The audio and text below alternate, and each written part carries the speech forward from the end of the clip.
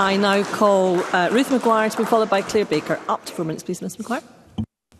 Thank you, Presiding Officer. I think it is important to note that the majority of Scotland's pupils are well behaved, but there has undoubtedly been a marked increase in disruptive behaviour, and absolutely no teacher, member of staff or pupil should have to suffer abuse in our schools.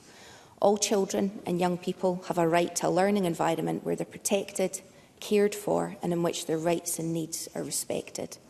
I welcome the opportunity to discuss and hear from colleagues how we achieve this. My contribution in the last debate on this topic focused on gender inequality and violence against women and girls in Scottish schools, and supported Zero Tolerance Scotland in its ask that the Scottish Government should recognise and prioritise violence against women and girls in all discussions about behaviour and violence in schools. I know that I was not the only member to be horrified by the extent to which the fear of violence was preventing girls participating fully in education. It's right, therefore, that I welcome the Scottish Government publishing a dedicated approach for preventing and responding to gender-based violence in school. The framework encompasses testimony from young people and staff and sets out how school can use education with an emphasis on compassion to challenge societal views which normalise gender-based violence. Addressing gender inequality in education will tackle issues with violence, bullying, attendance and attainment, and positively impact the experience of girls, teachers and boys in schools.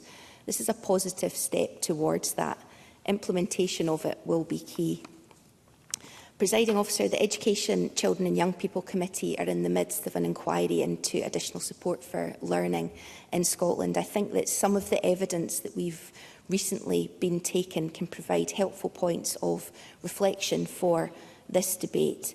I think we all understand behaviour is communication, and that speech, language and communication are crucial for attachment, relationships and learning. A young person developing good communication skills, their communication needs being met, can act as a protective factor against mental health issues, and is also something really important for attainment and behaviour. The committee heard from the Royal College of Speech and Language Therapists that whilst there was an increased demand prior to the pandemic, a focus on waiting lists alone could be unhelpful, and that a way forward in addressing unmet communication need in school could be around a whole system approach. We heard from an experienced teacher in the same session that there were challenges around participating in training, obtaining cover for classes, for example.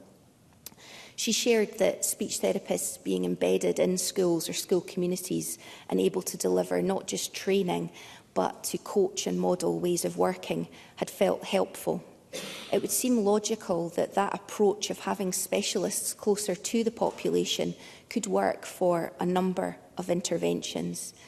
The issue of time and resource is one that's consistently raised. We can't expect teachers to be experts on everything to solve all society's ills.